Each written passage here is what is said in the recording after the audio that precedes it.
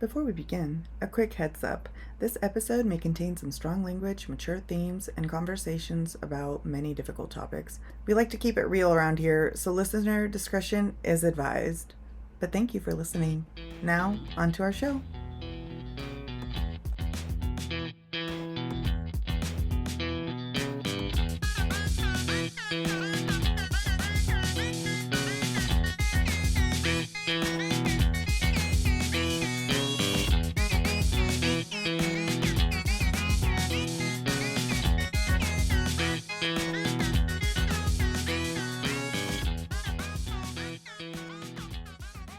Welcome to the Sip and Saga Society, where we cover histories, mysteries, and just any story worth telling.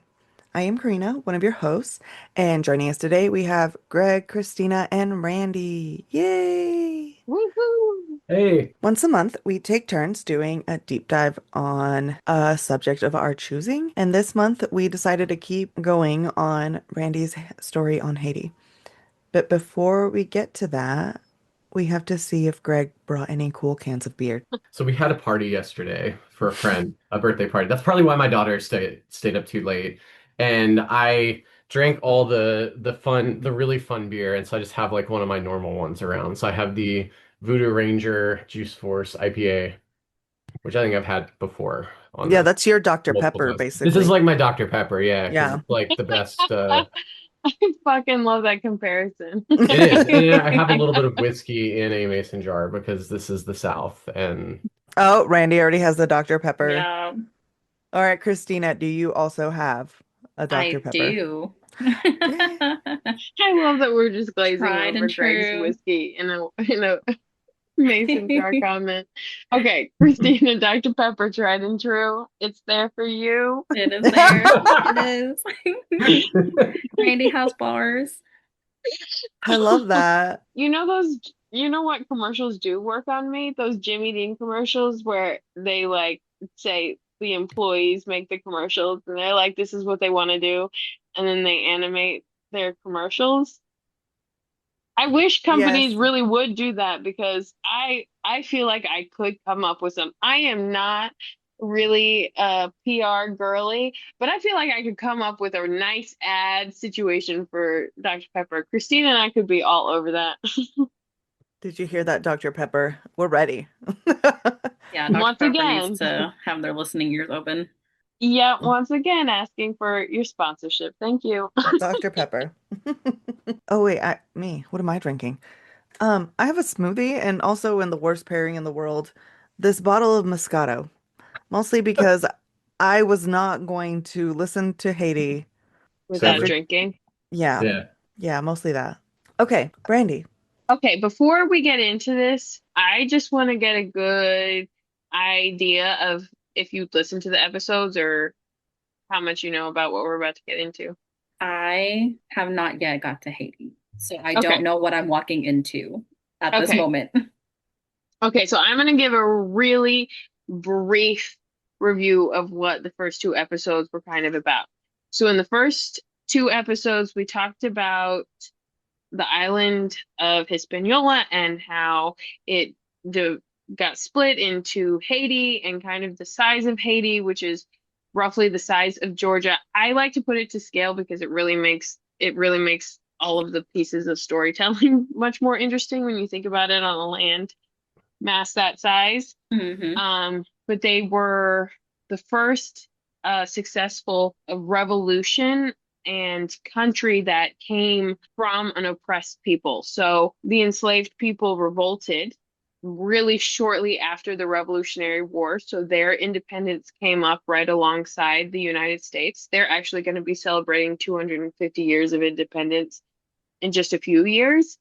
And Wow. most people in the world don't know about it Hmm. because what happened after that was a complete exploitation of their land and their resources, like people resources, and a complete kind of takeover, if you will, in a lot of ways by foreign powers in Haiti. So that's really what we focused on in the first two episodes was the story of that evolution to that point, and then the 100 years of fighting that happened between France and the Dutch and Britain all in Haiti, and then how kind of the United States kind of swooped in and then became the dominating force in Haiti, and then in like 1915 had an occupation of the Haitian land because for like 10 years that actually ended up only ceasing because of the outcry of the American people who found out about it and were like, why the fuck are we over there right now? And and so that's kind of where we left off. We worked our way up through all of that, and we left off in like the 1950s. Okie dokie. Well, thank you for the rundown. Mm-hmm. Mm-hmm. I'm Of gonna have course. to listen to that while I'm at work tomorrow, and then You'll text me yeah, I when will. you do. I will. Because I had to listen to, like, I know that there are two episodes, but I had to listen to them over multiple days again because it was still just so like it made me remember more parts of the book than I told you guys again because we leave off the worst the worst of it. Randy said, but wait, there's more. There's every Yep. time. And that's what this story is going to be today too. Um, so we left off in 1957 when a man by the name of François Duvalier rose to power on the heels of a string of militant leaders resigning after the end of World War II, which was so sad for the people of Haiti. That whole era of like World War II was kind of calm and peaceful for them because the whole world was focused on other matters, right? So they were like, okay, no one's really We down finally have a there. break, like people Yeah, are their attention's elsewhere. right. Exactly. So the military earlier that year had deposed of the most popular reformist in the country. They did this by sending him on a plane to America. If you listen to the first two installments of this deep dive, you'll remember that my main objective here, and I really hope that I do deliver. Please put in the comments if you have more clarifying questions. But really, the point of what I'm getting at here is to kind of outline the ways that the United States has negatively impacted Haiti since its birth as an independent nation. And this episode, which Karina is probably going to break into episodes 3 and 4, are really going to talk about the way that the US really messed things up between 1957 and 1991. That was really like a time that we really leaned into continuing that destabilization. So we're just going to be jumping right in. Get your drinks, get yourself ready. This is my final warning to us all. And I'm assuming emotionally prepare. Yes. Yep. So to just give you a flavor of the era that we're about to enter, I'm going to give you just this like little brief quote from an autobiography. It just says Haiti really was the bad dream on the newspaper headlines. So this was kind of like the idea of the way that the United States was viewing Haiti and the reality of Haiti, right? Just as a dumpster fire. Okay. The reports at this time aren't fully fleshed out, but the Duvalier reign had instituted absolute terror throughout the country. The financial and the political assistance from the United States ended up rewarding his personal military, so Duvalier's personal military, for disappearing annoying individuals and oftentimes their wipeout of whole families who opposed the Duvalier reign. They were a group that started out as volunteers, coined the Volunteers for National Security, which we will continue to see some really fun titles of things because my parallel between Haiti and the United States outside of independence is is that somehow we have subjugated Haiti, and the things that the people in Haiti are doing are the same things that we I see in playing out politically in the United States. It just has completely different outcomes. It's like the people in Haiti understand and see it for what it is because of the history that they know. And Americans seem to really love eating that pie of propaganda. And I'm not saying this as someone who hasn't eaten my fair share, but my God, do we really lean into it? How Anyway, I'm far are sorry. we leaning, Randy? We're a lot of this is going, I'm going to be talking about current events in this because it's going to Mhm. be a direct lineup to what is happening right now in Iran and Okay. what is happening in the Trump camp with MAGA. Oh, okay. So we're going there today, Randy. Yeah. We're we're Woo. going to really expose ourselves in this podcast today, guys. As because we were so vague before. It was like you couldn't even tell.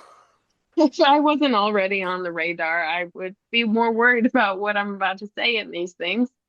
Yes, If we Your weren't FBI already agent has downloaded. like straightened up in his chair and is like, all right, I'm right. ready. Clickety click, click, Yeah. click. Here we Yeah. go. Did So you the do you have your notepad, FBI agent? You please ready? learn something while you're listening, though. Yeah. We expect an essay. You know where to find us. I hope an intelligent interrogation will occur. So Okay. these volunteers were actually a militant band, right? So they were quick to thrive under Papa Doc, as François became known. So Papa Doc is Duvalier Senior, and I'm saying that now because he does have a son, and his son takes over after him. So this volunteers for national security, they were effective replacements for the army that was quick to push any violent offense that Duvalier asked for. They were later coined tontons macoutes.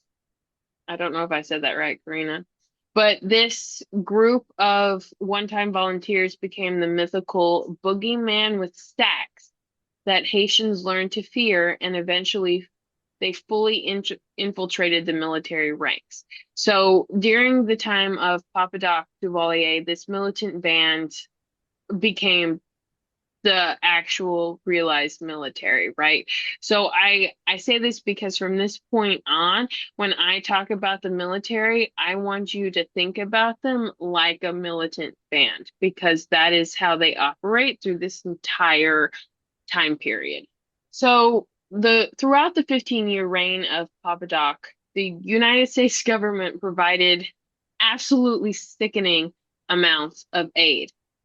Just during his first 4 years, often noted as his most bloody, the White House sent 40.4 million in aid. And again, this is 1957 was the beginning. So 15 years from that, 1972 is what we're talking about. $40 million is a lot of money in this time period, like a lot of money. And I know you're thinking like, okay, aid. What do I think about when I think about aid?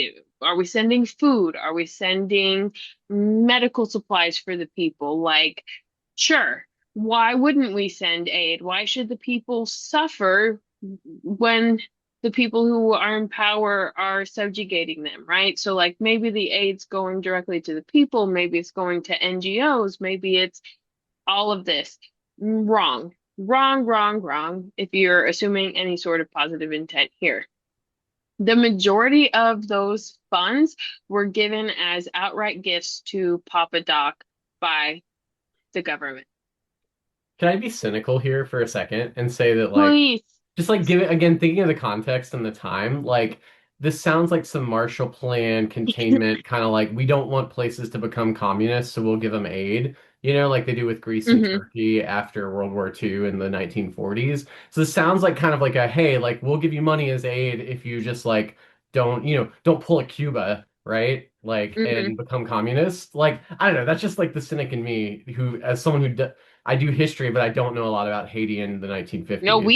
we're going to talk about that. We're going to talk about the fear of communism. I just want to like And just point out that like I'm very cynical. I'm like I could see that being like why they did it.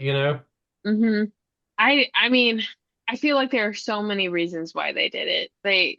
I feel like there are so many reasons why they did it. The one of the other parallels that they really like to draw around here is about like the into other Latin American and South American countries like Guatemala and um the way that we wanted our companies to thrive in these places. And a lot of it, I think a lot of it probably was like communism because we will talk about that like I said, but I also think a lot of it was just capitalism. I think a lot of it was just rich people wanting to just be as rich as possible, right? But it's coming, Greg. We will get there. I have other stuff to say, but I don't want to like spoil anything else you prepared. So It's not spoiling it. I think it's a nice foreshadowing. So the US aid trucks that were sent, and we don't like US aid in this story. I'm just going to say this outright. They're not the good guys in this story. They end up really messing things up for the people of Haiti. They were commandeered by Duvalier and his men, and they were used to gather peasants to his rallies. So these USA vans, he would ride on them. He would have his men on ride on them. They'd have speakerphones. They'd like call the people to Duvalier's rallies, and they also ensured that you only got any aid if you came to the rallies. So if you were not showing any sort of support for Papa Doc Duvalier, you weren't going to be getting food. So this really kind of ensured a really inadequate distribution of goods amongst the people of Haiti. It would take very little time for Papa Doc to force a total control of the people. What do I mean by this? An aside though, so much of this setup really reminds me of Trump. And let me get into that. His plans for power. A lot of what Papa Doc does to force total control of the people is steps that we see that Trump has talked about taking. I'm not saying he has taken them necessarily. I'm just saying that he has definitely talked about the idea of doing these things. So, with strong US backing and an effective grip on the country made possible by the colonial history of Haiti, Duvalier decided that he had very, very, very little interest in allowing the Catholic Church to operate as it had been throughout the cities and the towns. And remember, guys, like when colonies were originally made, and this is no different in Haiti, which we talked about, it is really religion forward, right? A lot of the pieces are about conversion and about creating Christians and teaching the people how to be better, right? Because there's a certain religion that's good and everything else is bad. And the native religions of the Hispaniola people, the Haitian people, those were effectively dismissed as like voodoo and other types of witchcraft, right? So, but Duvalier didn't really care about any of this. He didn't want the Catholic Church to operate because he didn't want to have any separation of power. So, I also want it noted that he dealt with generally any institution that threatened any part of his supremacy in this same way. He was like, we just don't need it. Uh, we are gonna, we're gonna take it away from the people. Imagine, though, being that, thinking you're that great that you got to get rid of God because you need more followers. you're like nothing can compete with me. I said I'm better than literally Jesus. Well, I think, Like I don't want yeah, I don't want the power and the energy that you have that is going toward the church that could be yeah, going to me yeah. to be I wasted. don't want you to No. fear anybody else. I don't want anybody else to I lead am you. your God is Yeah, the vibe. See, yeah, I don't like the basically. whole when you said like the distribution of stuff. Like, I ain't kissing no ass. No, Oh he yeah, wants You you know, like, yeah, to know that you are supposed to be. He wants you yeah. excited to be there. yeah. Well, oppressors always want you to praise them. That's like they want to be the gentlest of oppressors. Duvalier is not that case, but in a lot of ways they want to be fawned after by those that they oppress, which is a really weird setup in my opinion. That's a different I could go down that but rabbit trail, but I'm not going to. So, 2 years into Papa Doc's rule, he authorized the beating and arrest of 60 Catholics worshiping inside their cathedral. When he was pushed to explain his actions, he replied, "Even Christ went into the temple and chased out the evildoers." That's also some like typical like What? dictator like fascist shit to be like, I'm Christ. I'm gonna also control the religion, you know? Yeah. Or no, not just that, but to be like, even Jesus had to do this. I mean, Yeah. I'm just This is think, rough. I'm what just would Jesus do? You know, I'm like deep in the Dungeon Crawler Carl books right now, and Oh, there I is just a bought the second one. That was oh one of my my gosh. purchases. I'm You excited. know, all I'm gonna say, you know how like we had the moment with the magicians where it's like the episode, like, and you know Hmm. exactly what I mean? Hmm. There Yes. like I'm Yes. just gonna say like as you get deeper into it, Oozy Jesus. Uzi Jesus. I'm not Okay. gonna say anything else about it, but Okay. I'm excited to get there. I will remember that. Who could forget Uzi Jesus? Is it UZI or OOZY? actually technically it's Jesus. Okay. So Thank you. Uzi Because Jesus. I was not going that direction. I was going a bomb or Like UZI, stab. like the Okay. gun. Yeah. Okay, cool. Okay, so he's basically Christ now. And that that's the precedent that he sets for at a minimum the next 35 years that sanctity would not be respected in places of worship. The next year, we see him expelling Catholic leadership like bishops from the country, and it soon escalates into expelling entire Catholic orders from the country.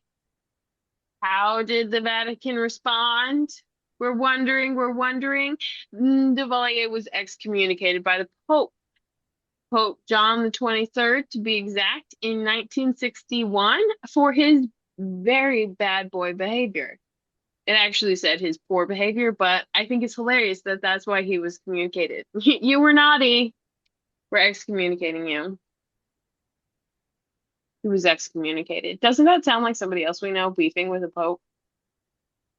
But also imagine beefing with the Pope. I don't want to be on a list of people the Pope wants to actively go after. But also That imagine the seems Pope being like, "You're going to hell." Like, I'm not religious, but no, I me would have an neither. But imagine the existential Pope's like, crisis. "I banish thee to hell." I Like, would I would go to church that day. I would. I would. It made daddy's mad. Right? Exactly. Exactly. So how did Papa Doc continue to rise then? So the next tool used by the world to justify enabling the bad behavior of the Haitian government was the Cold War. Here we are, Greg. Here we are, the communists. The theoretical threat of communism, the theoretical threat, theoretical threat of communism was greater than the evidence of evil. That's a quote, and I think it's crazy. The theoretical threat is outrageous to me because there weren't really communists. I mean, there were communists there. Don't get me wrong. There are communists everywhere. I hope everyone realizes communism is a school of thought. Okay, it is not a call to arms. But it was the threat of it was so much so that it didn't matter that Duvalier was awful. He just denounced communism, so therefore he must be good.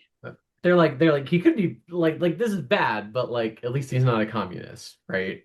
Yeah. Couldn't have said it better, Greg. Honestly, couldn't have said it better. But it also, whenever you create propaganda that makes people think communism equals this one thing, you've conditioned a fear response, and now everyone is scared of something without even understanding it or really understanding what it means.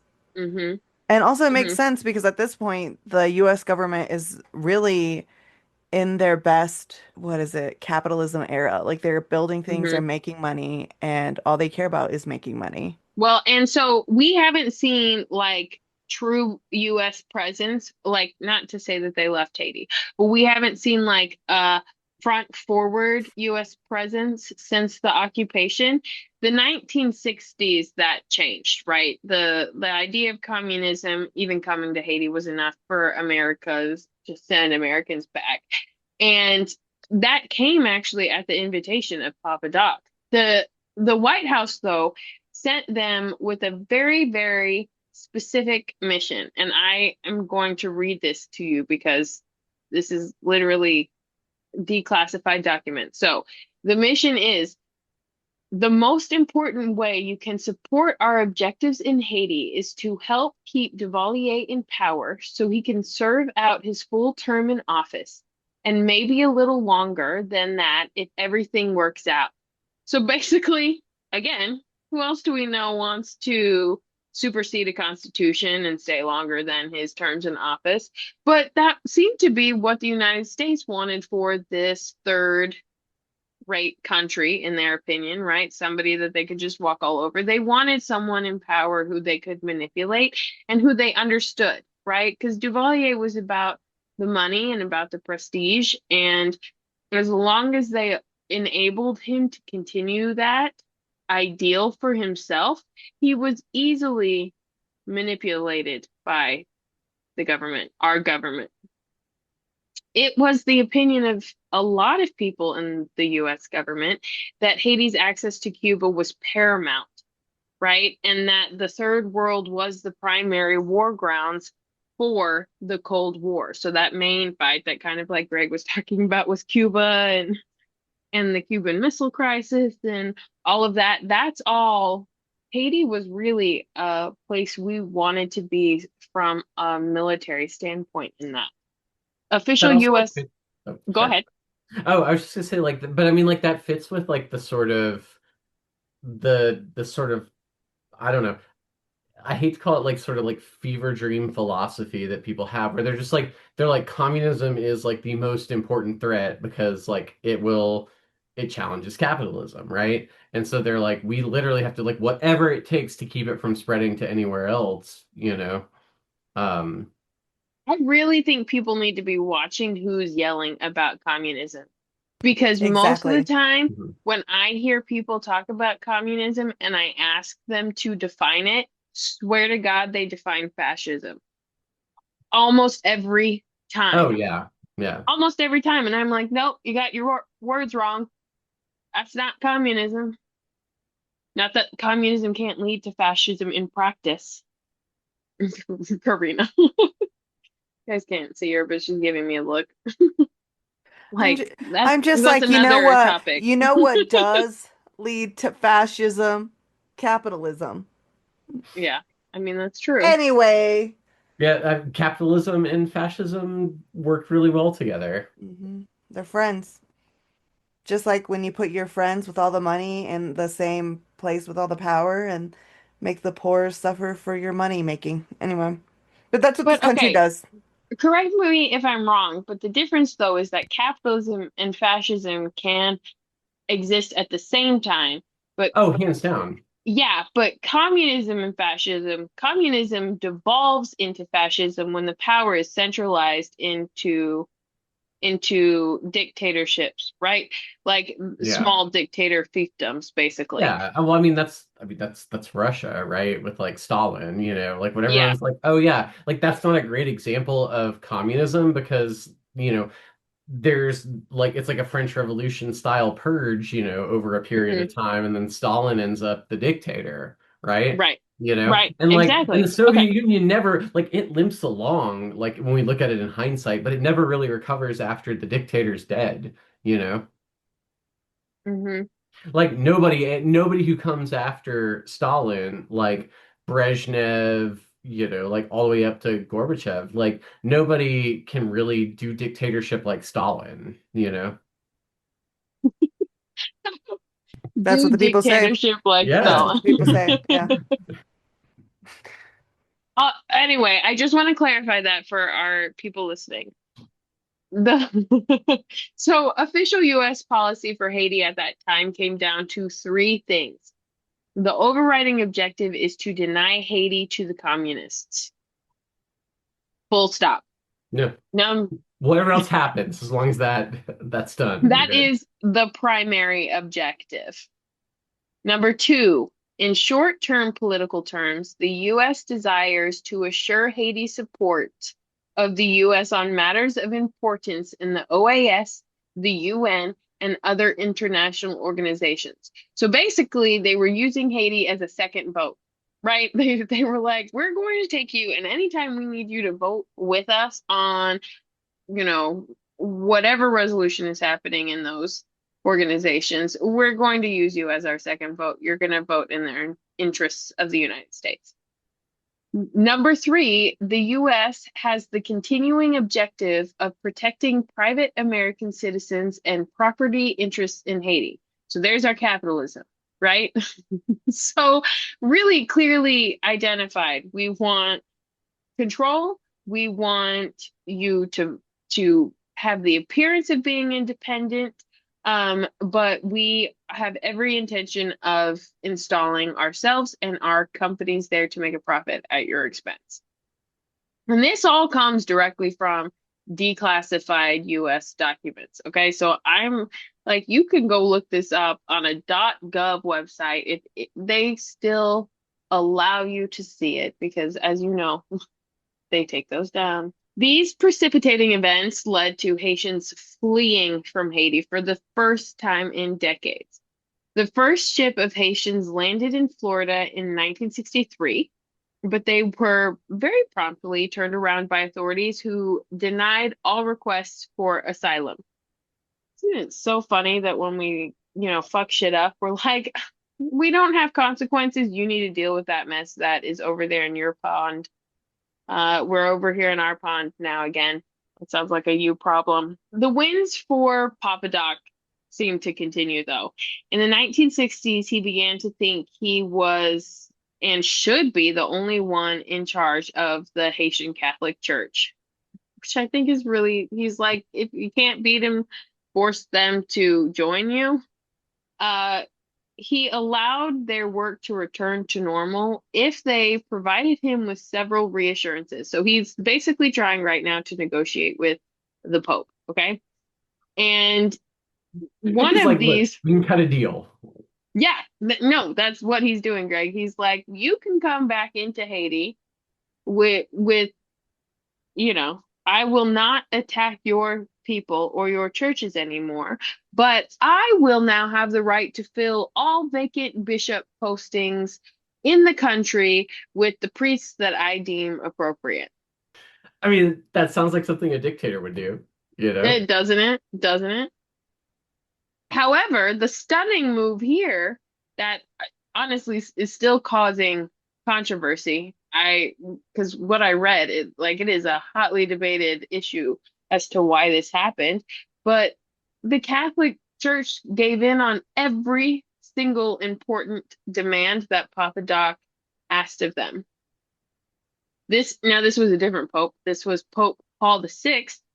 But Pope Paul is speculated to have done this because of threats of communistic involvement.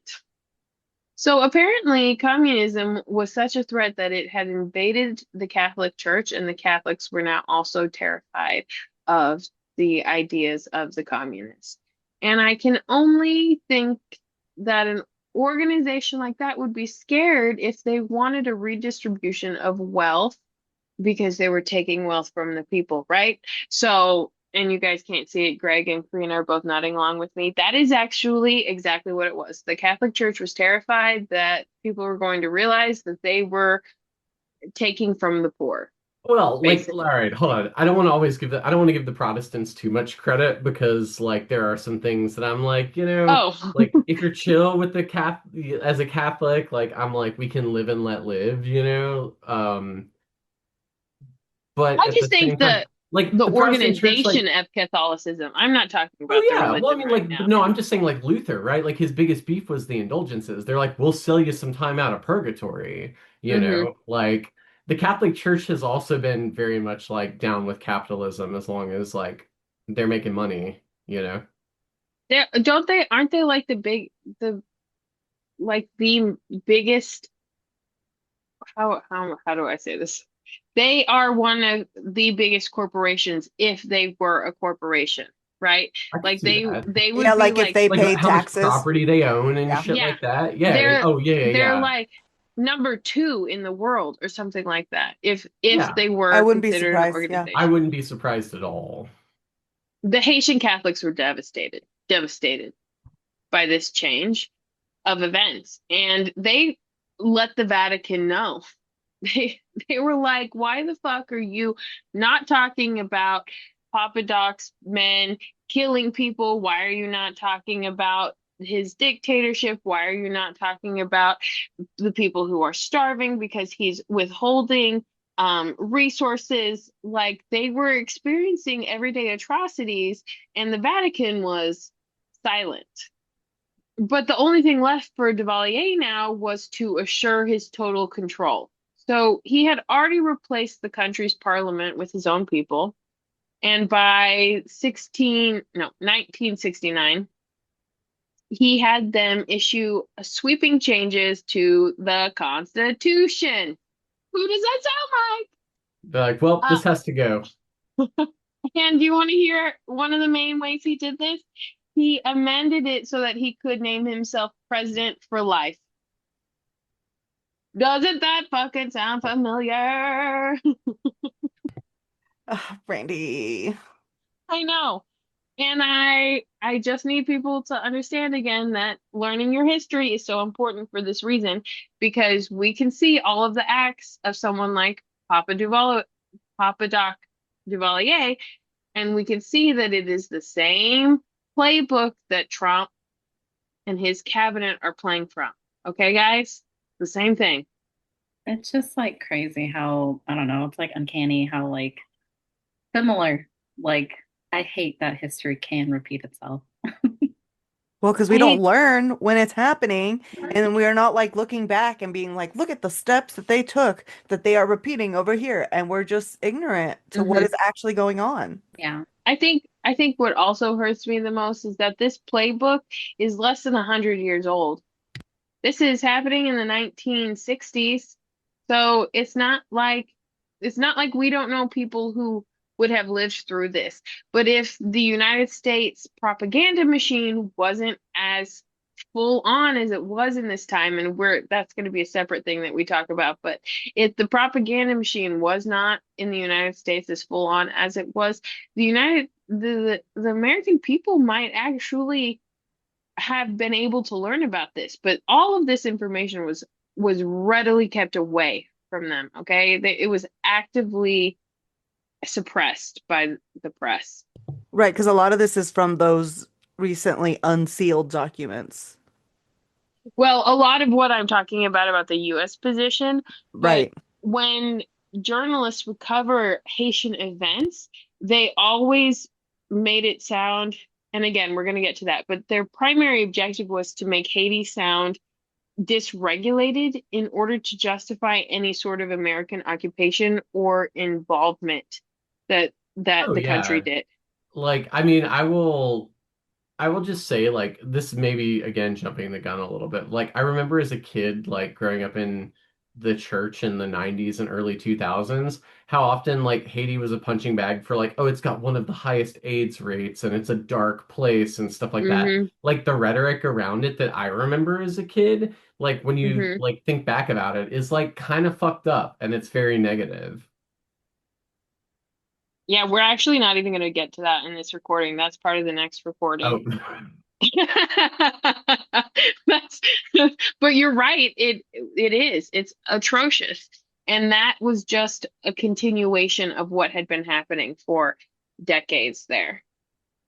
What else did he change? So he also changed the minimum age for the presidency from 40 to 18 in order to allow his son to qualify for the position of president. It's crazy how disposable laws are when it's convenient for you. You know what I mean? Like at other times when we could be helping the poor, helping children, feeding children in school because we should, because they are future generations, the money is so hard to find and laws are so hard to change and we have to go through a process. But whenever rich people want something, Hmm. it's crazy how those walls just dissolve.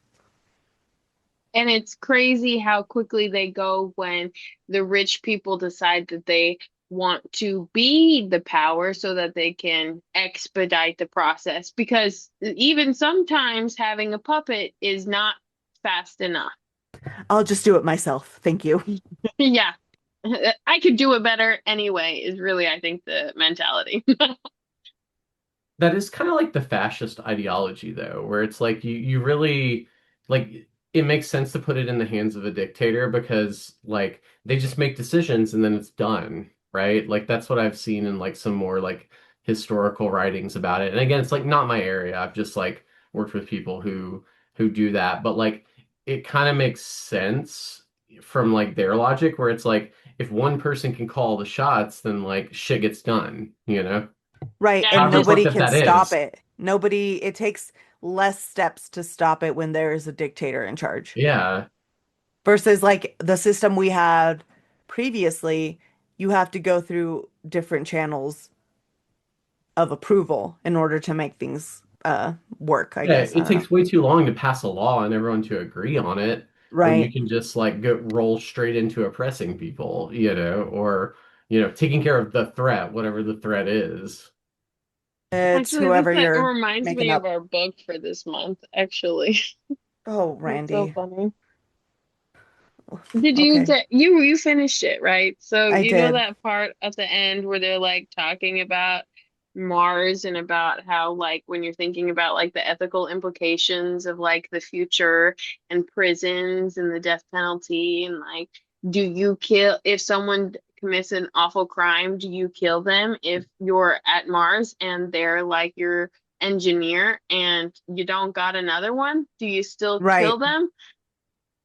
That's what this reminds That's what this reminds me of. It's awful convenient to have morals in certain situations. Anyway, okay.